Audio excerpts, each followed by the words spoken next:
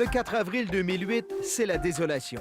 L'incendie du manège militaire laisse une immense cicatrice au cœur du Vieux-Québec.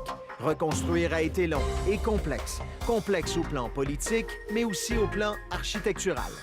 Il fallait récupérer des murs patrimoniaux incendiés et leur adjoindre une construction actuelle avec les normes actuelles, des méthodes actuelles, mais des matériaux d'époque. M. Montminier, avant, on pouvait pas avoir accès aux plaines par ici. Non, effectivement, ici, avant, c'était un vestibule qui donnait accès à l'aile est qu'on trouve ici à notre gauche.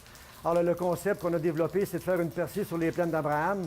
Donc, on a enlevé la porte d'origine, on a défoncé le mur pour faire un grand pont qui va nous mener éventuellement aux plaines d'Abraham. Et ça va devenir éventuellement le lien qui nous permet d'entrer dans la grande salle, dans le foyer là, du nouveau manège, version 2.0. Donc, ça, cet espace-là sera accessible au public. En tout temps, ici, c'est le hall commémoratif des Voltigeurs de Québec qui vont exposer toutes sortes d'artefacts du régiment. Ces murs-là ont tenu l'incendie? Effectivement, ils ont été... spécial, celui-là? Oui, ils ont été restaurés. Puis donc, ces murs-là, nous, on a tenu à garder la trace du patrimoine. Donc, on retrouve les plâtres d'origine.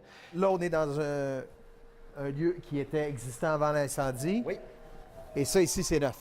Là, on tombe effectivement dans la nouvelle partie qui est le foyer. Alors, le foyer...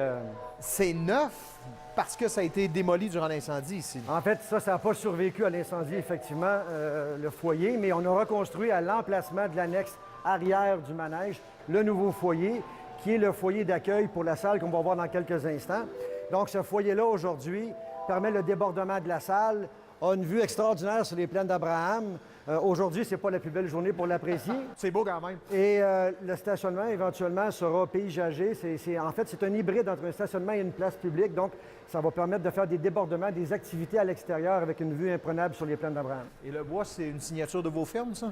Bien, le bois, c'est quelque chose qu'on utilise, qu'on valorise beaucoup au Québec, notre firme et les architectes en général. Et c'est un rappel historique de ce qui était le manège à l'époque, avant qu'il brûle. Bon, ces murs-là tenaient après l'incendie. Oui.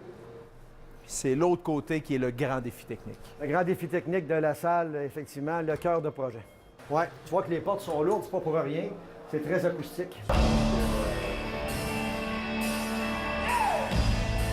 Ça, ici, c'est le bijou, là, c'est le joyau. C'était le défi.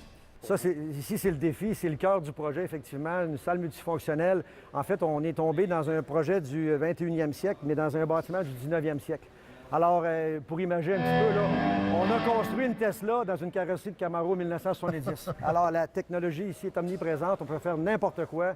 L'aspect acoustique, ça, c'est un grand défi pour vous en particulier, parce que là, c'est des murs de briques, là, c'est anti-acoustique, ça. Ça, c'est des grosses difficultés, effectivement, parce que relier le patrimoine avec l'acoustique, c'est un défi majeur. Donc, tout ce qui est acoustique pour absorber le son est dissimulé dans les plafonds, sous les passerelles techniques. Ça, ici, ce sont les murs d'origine. Or, il a fallu probablement creuser, amener de la vibration. Est-ce qu'il n'y avait pas un certain danger de briser ce qui restait de l'édifice patrimonial? C'est effectivement un gros défi technique parce qu'effectivement, à l'origine, il n'y avait pas de sous-sol sous la salle ici.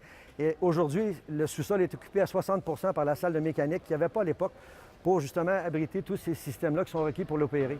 Donc, effectivement, techniquement, les vibrations avec des murs patrimoniaux, ça ne fait pas bon ménage. Alors, c'était des précautions qu'on a dû prendre pendant toute la construction pour préserver le patrimoine. Là, il y a des nouvelles normes sismiques.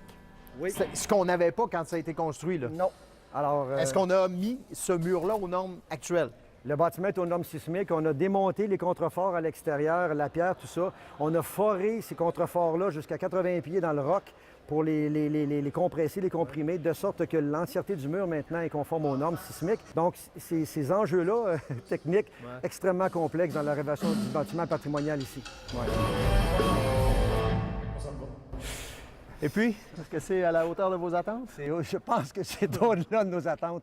Effectivement, c'est super, c'est un super beau projet. On est très contents. À partir du plan jusqu'à aujourd'hui, il s'en est passé des heures. Il y a 100 000 heures de travail, plus de 100 000 heures en ingénierie et en architecture, effectivement. Des centaines de personnes, sans compter le travail des entrepreneurs et de tous les sous-traitants. Donc, c'est colossal, c'est pharaonique comme travail. Mais on est très content du résultat. Le client est très content. Je pense que la Ville de Québec va être très contente également. Merci beaucoup. Ça me fait plaisir.